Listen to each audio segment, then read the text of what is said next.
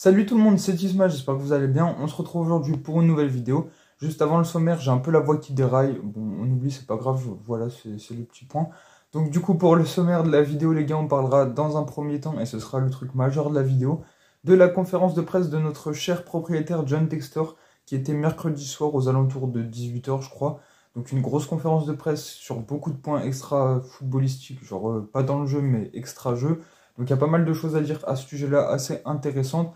Ensuite, on enchaînera sur le mercato, sur la LFP. On parlera de FC25, le nouveau jeu FIFA de cette année. On parlera de plein de petites infos comme ça. C'est parti pour la vidéo. Alors, on commence direct avec la conf de John Textor et un petit point économique. Donc, il a parlé un peu des promesses de vente de Lyon qui auraient été aux alentours de 100 millions d'euros. Ce ne sont pas les termes précis.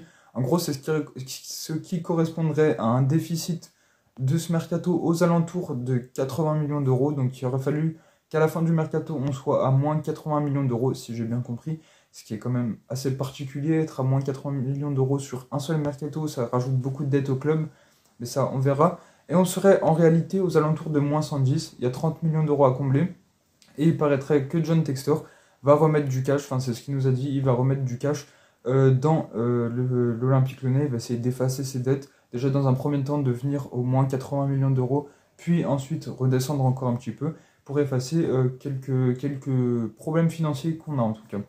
Alors je trouve ça assez particulier de promettre un déficit de moins 80 millions d'euros. C'est difficile à croire. Je sais pas si... Il a été très sincère, John Textor, franchement. Je sais pas trop si ses paroles sont justes. On verra ce que ça donne. On parle aussi de son ambition. Il a affiché une nouvelle fois vouloir concurrencer le Paris Saint-Germain. Alors j'ai pas de problème avec ça parce qu'il faut qu'on affiche de l'ambition pour déjà redévelopper le football français. Mais malheureusement, ça ne participe pas très bien à le respect de l'Olympique Lyonnais dans le championnat de France. Tout simplement parce que, en fait, John Textor, il nous l'a dit, c'est un Américain. Il gère le club comme un Américain. Donc, même la culture américaine, au lieu de s'adapter à la culture française. Alors, financièrement, c'est là qu'on lui reproche des choses de sa culture américaine, à déplacer ses joueurs comme si c'était des simples sommes d'Everton à Lyon, de Lyon à Everton, de Botafogo à Lyon. Il déplace de l'argent comme si c'était des pions sur une partie d'échecs. Donc ça, c'est ce qu'on lui reproche, c'est cette culture américaine financière dans un club de foot qu'on lui reproche, sachant que ça marche très bien outre-Atlantique, mais ici, surtout en France, ça ne peut pas fonctionner. Par contre, autre truc plutôt positif de la culture américaine, qu'on n'a pas dans la culture du football français, c'est l'ambition.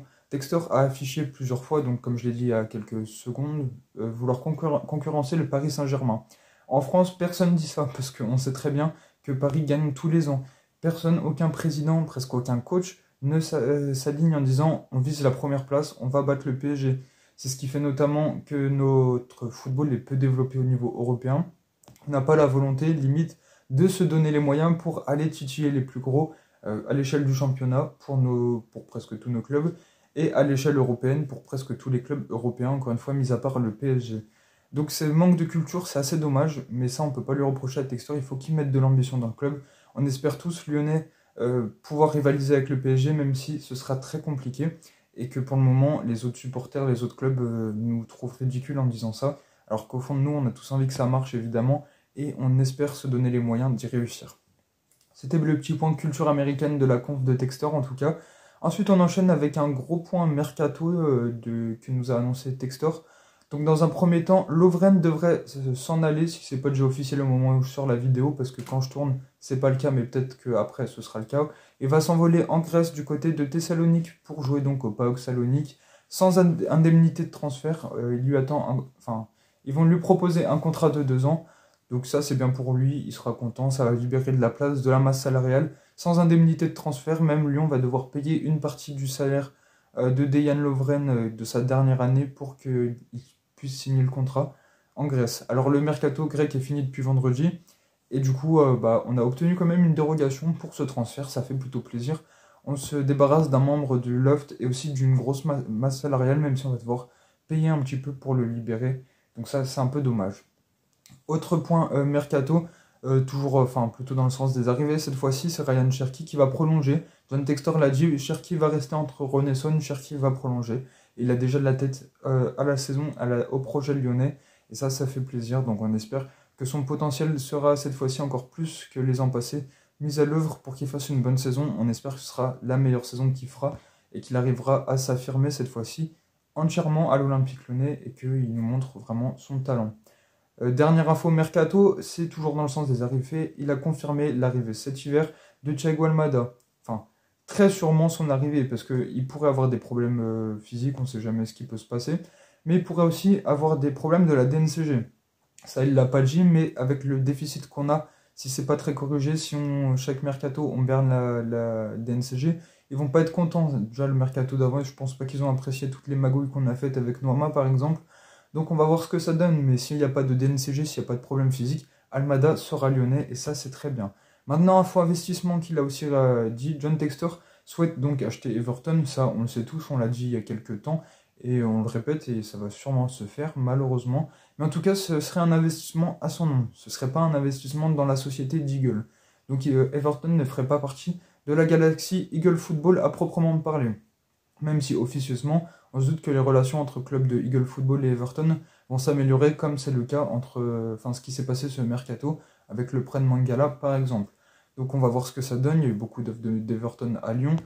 En tout cas ça me saoule parce que s'il achète Everton, qu'est-ce qu'il va faire de Lyon? En plus si c'est à son nom, ce serait limite plus important que si c'était au nom de sa société, donc j'ai peur qu'il délaisse Lyon.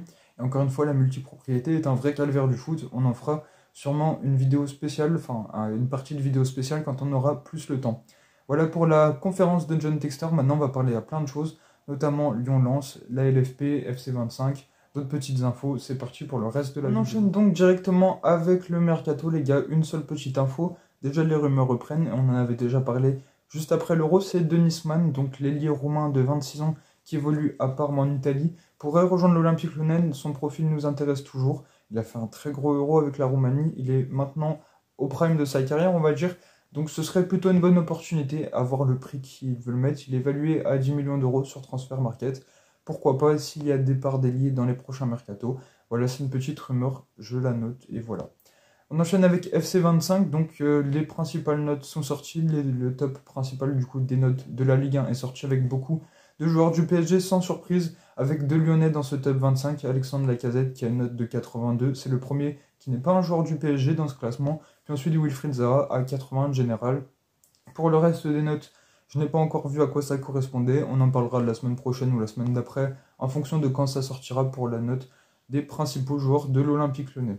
Voilà, maintenant le poste de directeur sportif, vous l'avez vu, on l'a dit la semaine dernière, notre cher David Friot a été remercié.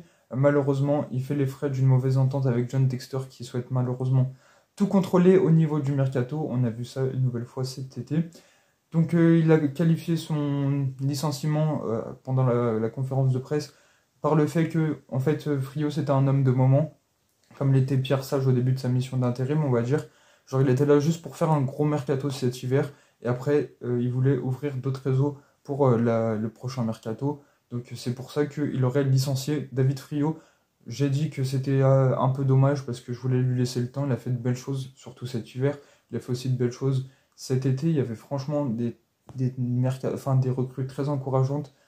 Pour les départs, c'était sûrement un peu plus compliqué, mais franchement, je pense qu'on aurait dû lui laisser le temps. Cherou était un problème, Friot n'en était pas un pour moi. Il a surtout été empêché de travailler par John Textor. Voilà pour le remplacer. On a entendu quelques noms. Tout d'abord, Eric Abidal. Bon, c'est qu'un nom. Ancien joueur de la maison quand même. Ancien formé, pas à Lyon, mais à Lyon-la-Duchère, qui a joué ensuite à l'Olympique Lyonnais dans les années 2005, un peu plus.